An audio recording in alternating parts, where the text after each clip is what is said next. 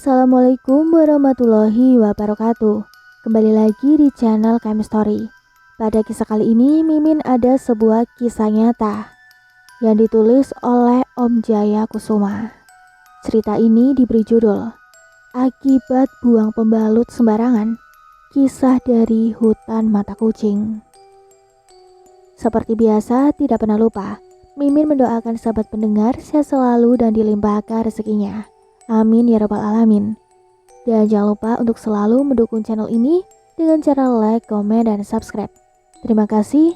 Baiklah, langsung saja kita masuk ke ceritanya dan selamat mendengarkan.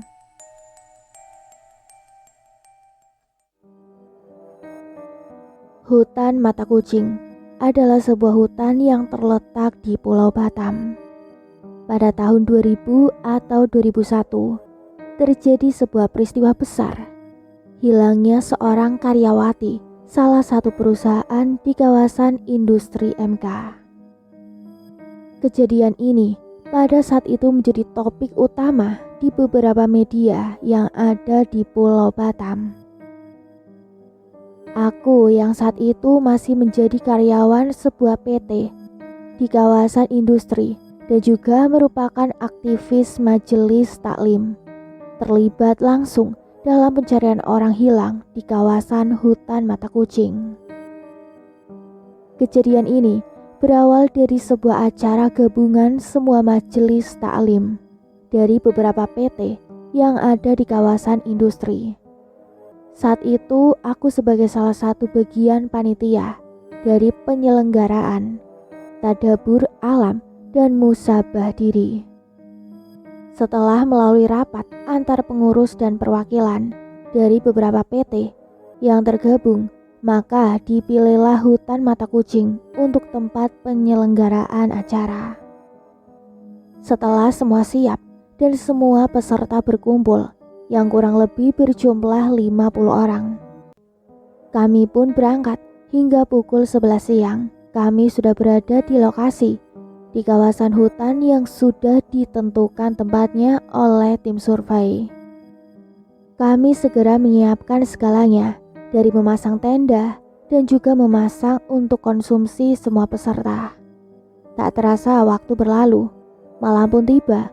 Semua peserta sudah memasuki tenda masing-masing untuk beristirahat dan menyiapkan diri untuk acara puncak di tengah malam nanti. Aku masih duduk di depan api unggun dan di depan beberapa teman membahas acara musabah diri tepat nanti tengah malam.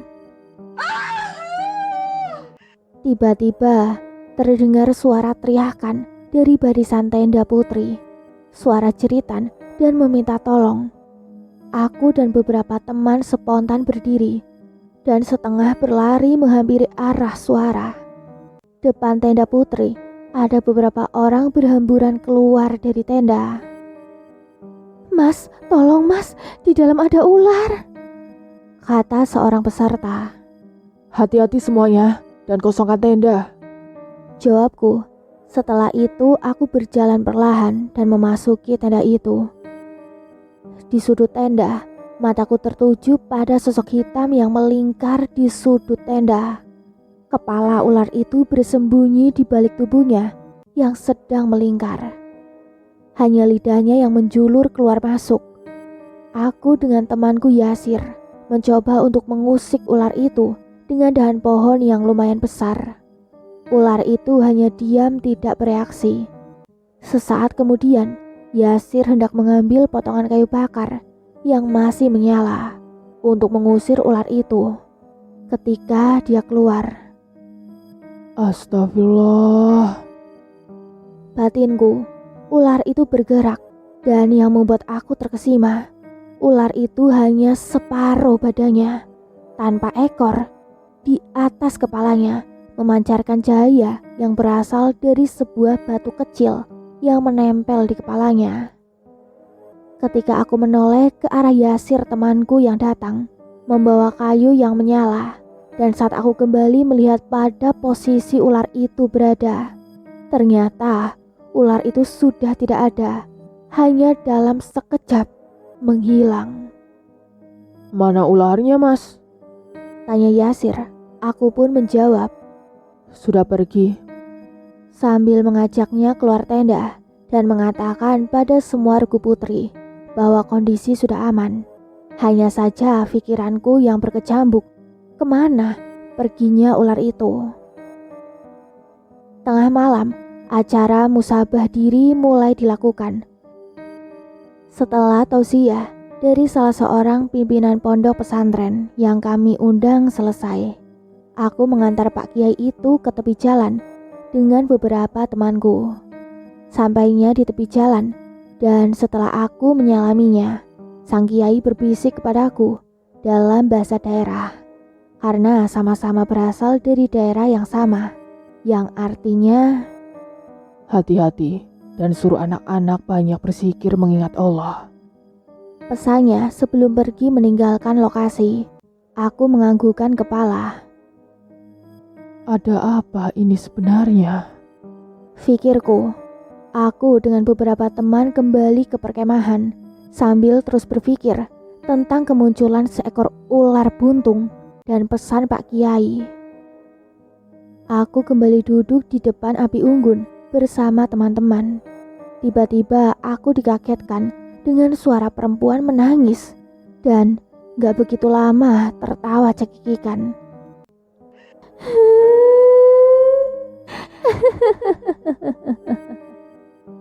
Suara itu berasal dari salah satu tenda putri. Serentak, aku dan kawan-kawan setengah berlari untuk menghampiri.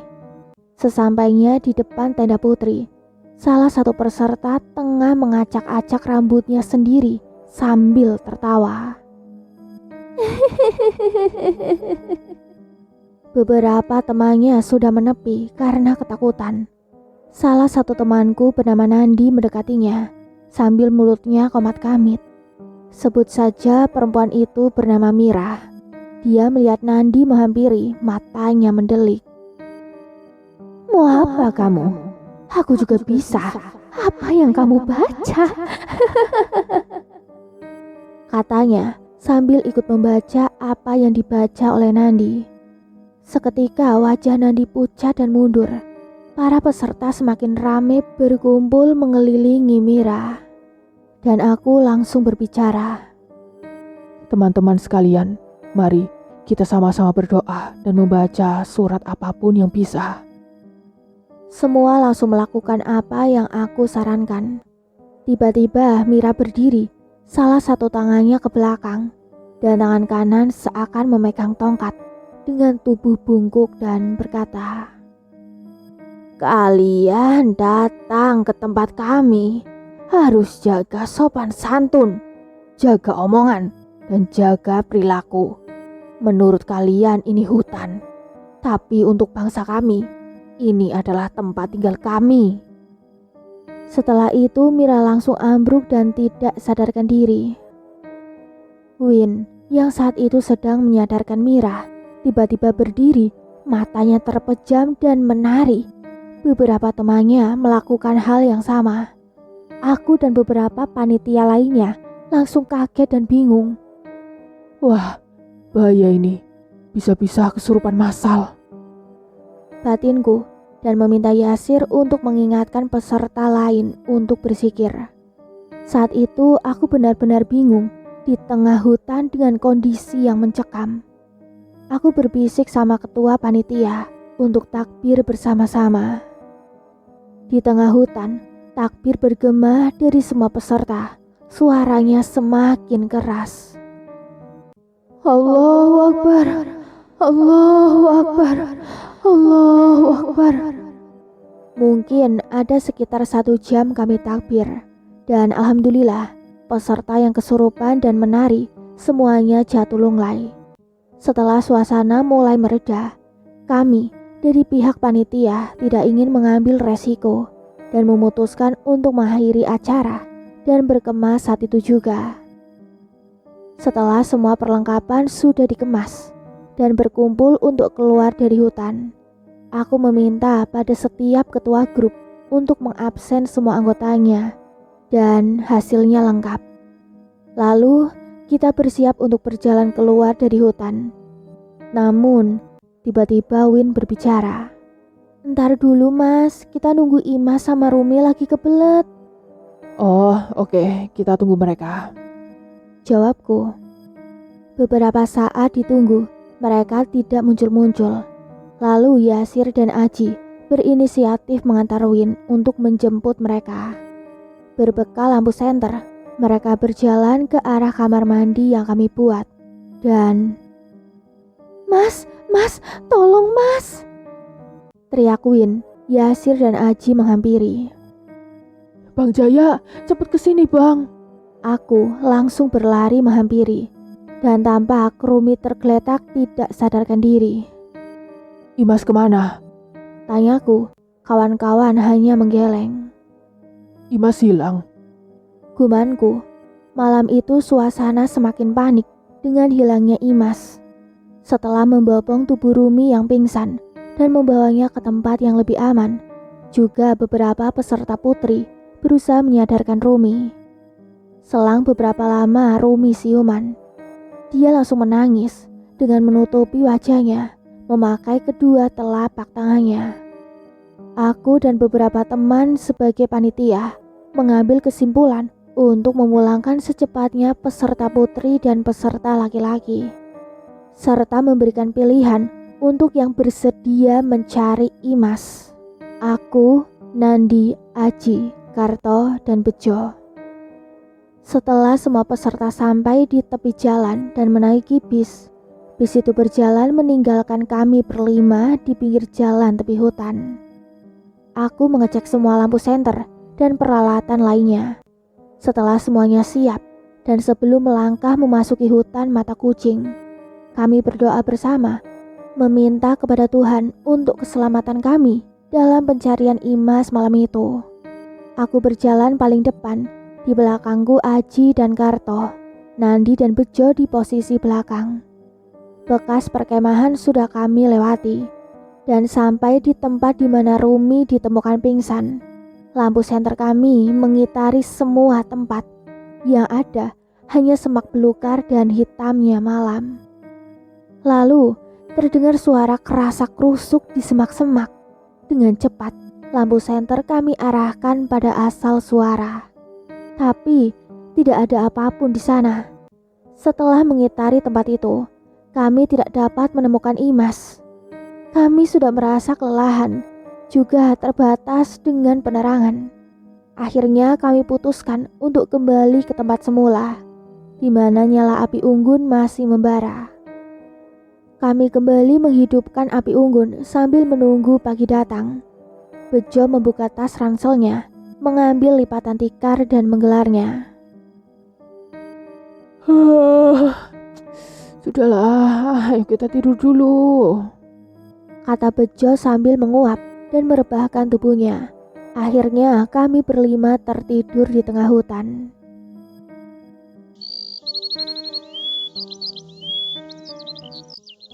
Suara kicauan burung pagi itu membangunkan diriku. Aku yang pertama bangun. Dan betapa kagetnya aku ketika melihat sesuatu di depan mata kepalaku. Di atas rerumputan, seekor ular hitam sedang tidur melingkar. Lalu aku melihat kawan-kawanku, mereka masih terlelap tidur. Hai, ular. Jika engkau berniat jahat, mungkin sudah dari tadi aku jadi korbanmu. Suaraku dalam hati. Dan anehnya, ular itu seakan mendengar apa yang aku katakan. Tubuh ular itu bergerak dan kepalanya terangkat. Astagfirullah. Itu adalah ular yang kutemui dalam tenda waktu malam itu. Sorot mata ular itu tajam menatapku, lalu kembali merebahkan kepalanya dan pergi begitu saja. Aku terus menatap ke arah ular itu. Sampai di ujung semak belukar, kepala ular itu berbalik dan menatapku, seakan ingin mengatakan sesuatu. Dan sang ular pun menembus semak belukar. Hangatnya mentari menembus rimbun pepohonan dan membangunkan semua kawan-kawanku. Setelah merebus air dan membuat kopi, kami duduk bersama untuk mengambil keputusan langkah selanjutnya. Akhirnya kita putuskan untuk pulang dan berkoordinasi dengan panitia yang lain. Singkat cerita, kami sudah sampai di mes, tempat kerja kami, yang biasa disebut dormitori kawasan industri. Setelah adanya koordinasi, maka diputuskan untuk melaporkan kehilangan Imas pada pihak kepolisian. Pencarian Imas saat itu melibatkan banyak pihak, dan sampai hari kedua sejak Imas menghilang, belum juga ditemukan. Pada akhirnya pihak berwajib menghubungi keluarga Imas untuk memberitahu dan menerangkan kronologi yang terjadi. Pada hari ketiga, pihak keluarga datang ke Batam, ikut dalam pencarian, dan kali ini pencarian Imas melibatkan beberapa spiritual dan orang-orang yang punya kelebihan dalam dunia gaib. Berita hilangnya Imas menjadi topik utama di beberapa media Batam. Sukarelawan dari berbagai pihak ikut bergabung dalam pencarian Imas, tapi Imas belum juga ditemukan. Hari keempat, aku sudah mengajukan cuti pada pihak perusahaan untuk ikut dalam pencarian Imas. Setelah izin cuti keluar, aku mengajak beberapa teman untuk sama-sama mencari Imas. Tapi mereka terhalang oleh kerjaan dan tidak bisa cuti. Akhirnya aku mengajak adikku sendiri untuk sama-sama mencari dan bergabung dengan yang lain. Saat aku tengah berada di hutan mata kucing, adikku memegang tanganku dan berkata, "Mas, ayo pulang. Pencarian ini akan sia-sia." Mendengar itu, aku langsung menatap adikku tanpa memberikan jawaban. Dia kembali berkata, "Hutan ini sudah ditutup oleh dimensi yang lain. Mata telanjang kita tidak akan bisa menembus dimensi gaib hutan ini." Aku yang tahu siapa adikku hanya bisa menganggukkan kepala dan mengikuti langkahnya keluar dari dalam hutan. Sesampainya di mes tempat kerjaku, adikku berkata bahwa Imas disembunyikan oleh penguasa hutan mata kucing dan kemampuannya tidak mampu menembus keberadaan Imas. Setelah mengantar adikku pulang, aku jumpai Rumi dan kami bercerita awal mula kejadian itu. Rumi bercerita bahwa sebelum keberangkatan ke hutan mata kucing, Imas sedang dalam keadaan datang bulan dan sempat beberapa kali ganti pembalut di hutan itu. Saat itu Imas dengan begitu saja melemparkan bekas pembalut ke arah semak-semak. Rumi sempat menegurnya untuk membungkus pembalut dan membawa pulang untuk dibuang di tempat yang lebih aman. Tapi Imas malah berkata, "Tenang saja sih Rum, aku membawa ini," katanya sambil menunjukkan sebuah bungkusan kecil yang dibungkus kain hitam. Menurutnya ini pemberian dari eyangnya untuk menjaga diri. Lalu Rumi kembali bercerita, "Sampai waktu kita pulang, Imas mengajakku untuk ganti pembalut. Setelah mengganti, pembalut bekasnya dilempar begitu saja di semak-semak. Baru balik badan mau pulang. Tiba-tiba dari arah semak-semak ada suara yang menggeram. Aku dan Imas selalu menoleh ke arah suara. Dan di hadapanku berdiri sosok tinggi besar dengan kepala seperti seekor kadal atau biawak dengan tanduk di kepalanya sambil tangannya memegang pembalut dan menjilatinya. Seketika itu aku langsung pingsan dan gak tahu yang terjadi sama Imas." Rumi mengakhiri ceritanya sambil tangannya menyeka air matanya yang jatuh. Setelah cerita panjang lebar, aku pamit sama Rumi dan memacu motor tuaku ke arah Batu Aji untuk bersilaturahmi dengan Pak Kiai yang sempat mengingatkanku waktu itu. Singkatnya, sesampainya di sana, "Assalamualaikum," kataku ketika sampai di depan pintu rumah Kiai. Waalaikumsalam warahmatullahi wabarakatuh. Terdengar jawaban salam dari dalam rumah, disertai suara langkah kaki berjalan menghampiri pintu. Aku langsung menyalami dan mencium tangan Kiai, lalu dipersilakan untuk masuk. Dan setelah aku duduk, Kiai berkata, Sekarang belum saatnya kawanmu ketemu. aku langsung melongo mendengar ucapan Kiai. Di hutan mata kucing sekarang sedang beradu kekuatan antara para spiritual dan penguasa hutan. Kalau orang yang kurang kuat imannya bisa saja tersesat atau disesatkan dalam hutan itu. Sambung Kiai, aku hanya diam dan menganggukkan kepala. Besok di hari ke-8, kamu sendiri yang akan menemukan di mana temanmu itu berada. Hidup atau mati itu urusan Gusti Allah. Kenapa harus saya Pak Kiai yang menemukannya? Padahal di sana banyak orang dari kalangan spiritual yang mencarinya. Tanyaku, Pak Kiai hanya tersenyum sambil berjalan ke kamarnya dan keluar dengan membawa secarik kertas serta menyodorkannya kepadaku. Amalkan ini, insya Allah akan ada hamba Allah yang akan menuntunmu saat mencari temanmu di hari ke-8. Kata Kiai sambil tangannya mengelus rambut kepalaku. Pulanglah dan persiapkan dirimu. Kembali, Kiai itu berujar dan menyuruh aku pulang untuk mempersiapkan diri. Aku benar-benar tidak mengerti. Mempersiapkan diri untuk apa? Kenapa harus aku? Dan apa ini? Pertanyaan itu terus berkecambuk dalam pikiranku. Di perjalanan pulang, aku terus berpikir dan rasa takut menyelimuti pikiranku. Tapi rasa tanggung jawab untuk menemukan Imas yang hilang di hutan mata kucing membuat aku harus berani untuk melakukannya. Laju sepeda motor tua aku geber menuju mes karyawanku. Di kawasan industri, aku melangkah ke arah tempat wudhu dan segera melaksanakan sholat asyar karena waktu sudah mepet.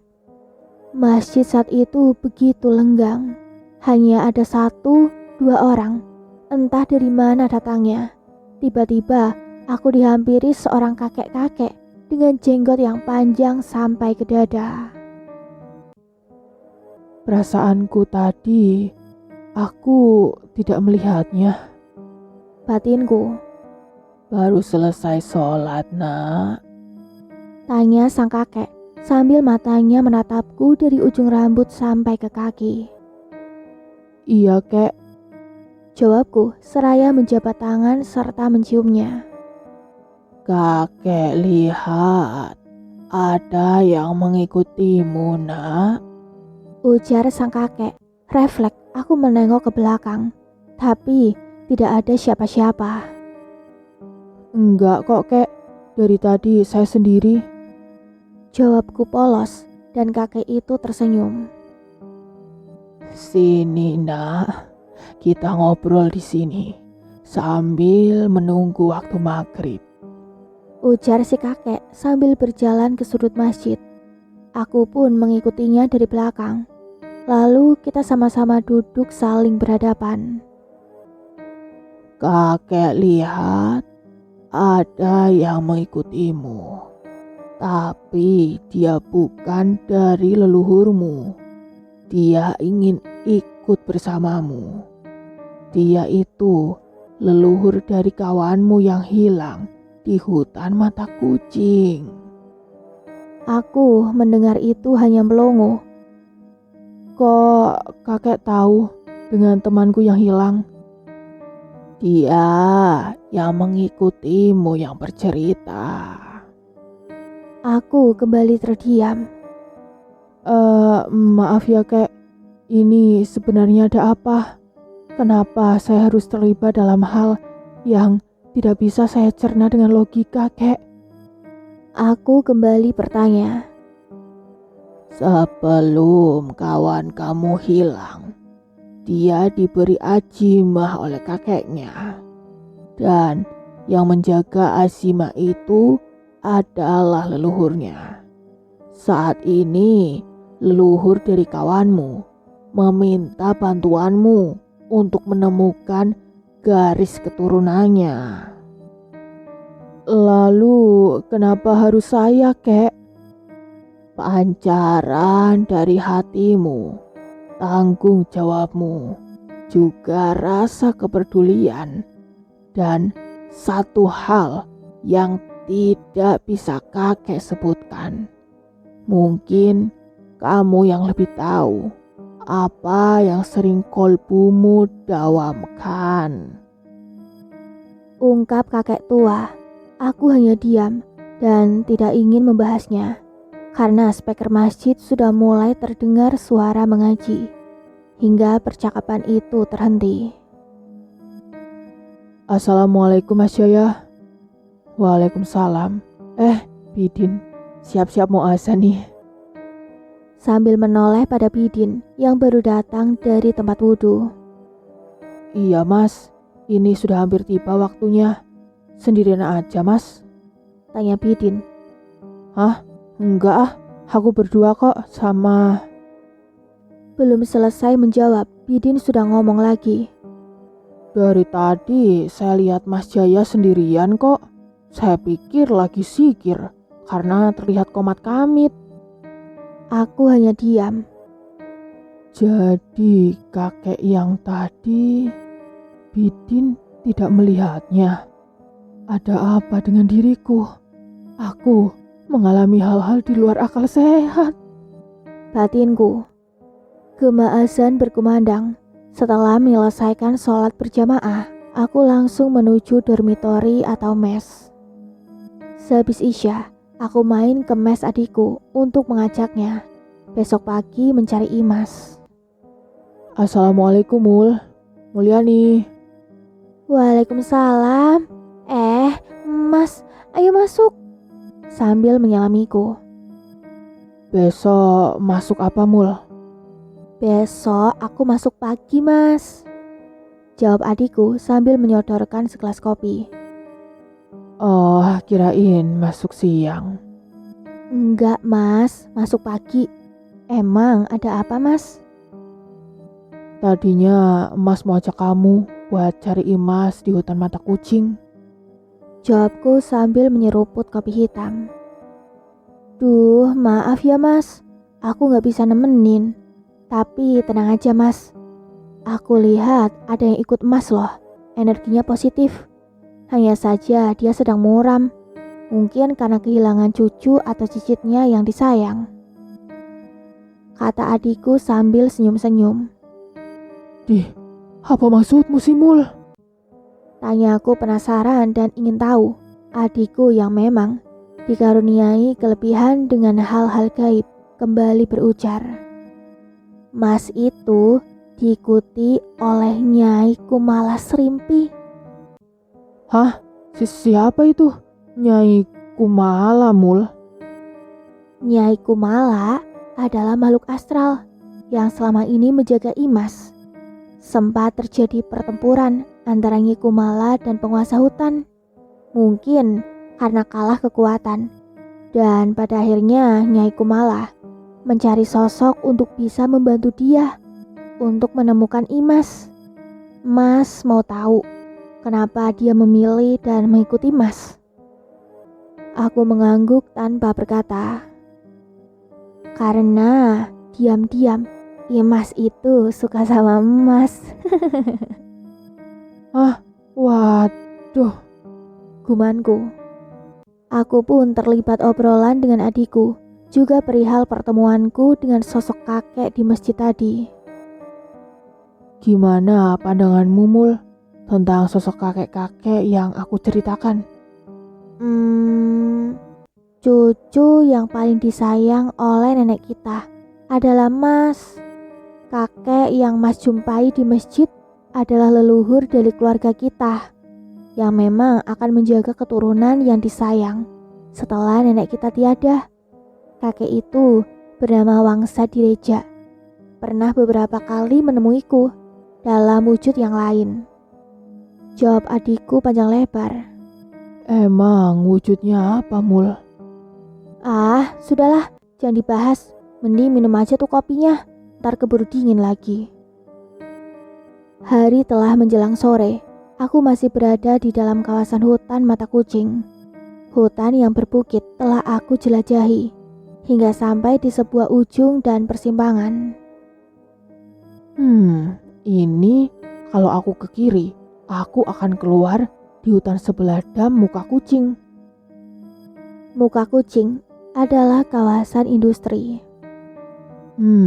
Dan kalau ke sebelah kanan, maka aku akan masuk ke kawasan hutan dam Seiladi. Dam adalah sebuah danau besar. Di persimpangan itu, aku hanya diam sebelum menentukan pilihan. Mataku mengitari dan memperhatikan sekeliling jalan setapak. Kiri, kanan. Depannya adalah lembah yang curam. Sekalian pulang aja lah. Batinku sambil melangkahkan kaki mengambil jalur kiri. Baru beberapa langkah, aku hentikan langkahku. Karena di tengah jalan setapak, seekor ular hitam tengah melingkar dengan kepalanya yang terangkat ke atas. Astagfirullah. Batinku, ular itu menggoyangkan kepalanya ke kiri dan ke kanan, seakan mau menghalangi atau mungkin ingin menyerangku. Aku mengambil ranting pohon yang cukup besar untuk menghalau dan mengusir ular itu. Si ular bukannya pergi, malah maju dan mendekatiku. Ku tarik langkah mundur sampai kembali ke persimpangan. Dan ular itu berdiam diri di jalan setapak jalur kiri, arah pulang. Ular ini seakan menghalangi jalanku untuk pulang. Gumanku, dan aku lihat ular itu merayap di depanku, memasuki jalur kanan ke arah dam Seiladi. Sudut mataku mengamati ular itu, dan ternyata ular itu yang kemarin terlihat ekornya yang buntung. Ular itu kembali melingkarkan tubuhnya serta mengangkat kepalanya. Matanya seakan menatapku. Aku beranikan diri untuk mendekatinya. Assalamualaikum, wahai hamba Allah. Sapaku sambil mengelus kepala ular hitam yang melingkar di tengah jalan setapak itu. Ular itu merendahkan kepalanya setara dengan jalan. Lidahnya menjulur keluar masuk dan hanya diam saja. Tapi ada sesuatu yang ganjil yang aku lihat. Dari sudut matanya seakan ada air mata yang jatuh. Tiba-tiba ular itu bergerak merayap mulai dari tanganku hingga bergelantungan di leherku. Lidahnya menjulur dan menyapu wajah serta menyapu kedua mataku dengan lidahnya. Setelah itu, sang ular turun dari leherku dan bergerak merayap di jalan setapak. Seperti ada kekuatan lain yang menggerakkan kedua kaki untuk terus melangkah, mengikuti ular hitam itu dari belakang, antara sadar dan tidak sadar. Anehnya, aku tidak mendengar sama sekali kicauan burung dan juga hembusan angin. Suasana hutan saat itu begitu terasa sangat berbeda, begitu hening dan sepi, hingga aku seperti kerbau yang dicucuk hidungnya, terus melangkah mengikuti kemana ular itu merayap. Suasana sekitar hutan sudah sangat asing bagiku. Tiba-tiba, telingaku mendengar satu suara yang tidak asing bagiku. Istighfar jang, ulah kacongconan. Dengan suara yang khasnya dan logat daerah yang kental. Suara itu menyadarkan kembali ingatanku. Pak Kiai, Batinku seraya beristighfar berulang-ulang. Dan tak lama kemudian, suasana hutan kembali ke asalnya. Hanya saja satu pemandangan lain terjadi di depanku. Kini, di hadapanku, aku tidak melihat seekor ular hitam, melainkan satu sosok perempuan tua yang tengah berjalan dengan tongkatnya. Dengan kaki yang tersisa sebelah, nenek tua wujud lain dari ular hitam itu sesekali memalingkan wajahnya menengok ke belakang dan lalu tersenyum ke arahku. Meski dengan tubuh tuanya, tapi wajahnya masih terlihat cantik. Di antara matanya ada sebuah batu kecil pipih menempel dan memancarkan cahaya. Aku pun membalas senyumnya. Tepat di depanku, samping kiri kanan, 2 pohon besar tinggi menjulang. Aku merasa tidak pernah melihat 2 pohon besar itu selama ini. Aku menatap ke atas, melihat pohon besar itu. Aneh. Aku sering kesini bersama kawan-kawan, tapi gak pernah aku temukan 2 pohon ini. Batinku, dan kembali melihat ke depan. Sosok nenek tua itu sudah tidak ada lagi. Aku lihat di bawah pohon, seekor ular hitam tengah melingkar. Matanya terpejam, dan aku pun ikut duduk di sampingnya. Lalu ular itu bergerak dan melingkar di pangkuanku. Rasa lelah yang teramat sangat membuat aku begitu mengantuk. Di sini mungkin aku tertidur atau dibawa oleh ular itu menembus dimensi lain. Aku seakan berada di depan sebuah gerbang. Kiri kanannya tampak sosok tinggi besar, berkepala seekor biawak dan bertanduk di kepalanya, menyilangkan tombak menghalangi jalan kami dan membentak kami. Siapa kalian? Dan mau apa datang ke istana kami? Seru salah satu penjaga. Katakan pada rajamu, Kumalas Rimpi datang. Jawab sang nenek. Aku seakan tidak bisa berbicara, tapi mendengar apa yang dibicarakan. Sebuah istana megah. Di bawah tangga, aku dan Kumalas Rimpi berdiri. Tepat di ujung tangga, satu sosok dengan mahkota tengah duduk, matanya merah menyala. Juga ekornya yang panjang dan besar terlihat bergerak-gerak. Kumalas Rimpi, aku akan kembalikan anak manusia yang kamu cari. Tapi apa? Jawab Kumalas Rimpi. Tukar dengan anak manusia yang kamu bawa. Siluman biawak itu menjawab. Mulutku seakan terkunci dan hanya bisa mendengar. Jang, baca sholawat. Aku kembali mendengar suara Pak Kiai begitu jelas di telingaku. Tanpa menunggu lagi, hati dan pikiranku fokus melaksanakan apa yang Kiai sarankan. Kamu tidak bisa mengambil anak manusia yang aku bawa. Aku hanya ingin jasad cucuku.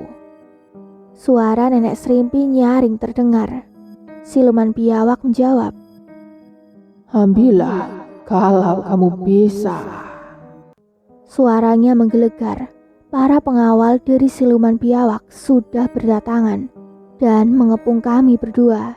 Mata ketiga dari nenek Srimpi memancarkan cahaya menyilaukan dan menebarkan hawa panas. Aku terus membaca sholawat yang diajarkan oleh Pak Kiai. Istana siluman itu bergetar dengan hebat. Para pasukan terpental. Raja siluman itu berteriak. Hentikan Srimpi. Nenek Srimpi menghentikan serangan dari mata ketiganya. Tapi istana siluman itu tetap bergetar dengan hebat. Hai anak manusia, hentikan apa yang kamu lakukan. Ambillah cucumu. Ucap Raja Siluman Biawak. Aku mendengarnya dan menghentikan apa yang aku baca. Sungguh Allah Maha Besar dan syafaat dari sholawat yang kubaca mampu menggetarkan istana siluman dan membuat kocar-kacir para pengawal. Aku dan nenek Srimpi berjalan ke salah satu lorong dan aku lihat Imas dalam kerangkeng. Wajahnya pucat, Tubuhnya tercapik-capik, seperti sudah dikoyak gigi-gigi tajam. Hayo cucuku, kita pulang. Nenek Serimpi berujar dan memeluk tubuh Imas. Pada saat itu, aku merasa pandanganku gelap. Tepat hari ke-8 jam 11 siang, aku dibangunkan oleh salah satu dari 3 orang yang sedang mencari burung di sekitar hutan Seladi. Mereka melihatku tertidur tidak jauh dari dam atau danau buatan. Tidak jauh dari tempatku, seekor ular hitam sedang membelitkan tubuhnya pada sebatang pohon. Lalu turun dan merayap menyelusuri tanah dan masuk ke arah rawa-rawa. Setelah masuk ke dalam rawa-rawa, sekitar 20 meter, aku melihat tubuh Imas tersangkut di antara pohon bakau dalam kondisi tidak bernyawa. Singkat cerita, setelah kejadian itu diambil alih oleh pihak berwajib dan prosesi pemakaman Imas dilakukan di kampung halamannya. Aku bersilaturahmi ke rumah Pak Kiai dan menceritakan semua kejadian yang terjadi. Dan Pak Kiai meresponnya dengan senyum khasnya. Demikian akhir kisah ini. Semoga kisah ini dapat menjadi pembelajaran untuk sahabat pendengar. Bagi perempuan yang membuang pembalut jangan sembarangan. Mohon maaf atas segala kekurangan. Terima kasih banyak atas doa dan support sahabat pendengar Camp Story. Semoga sehat selalu dan lancar rezekinya. Tunggu kisah lainnya di video selanjutnya. Mimin pamit undur diri. Wassalamualaikum warahmatullahi wabarakatuh.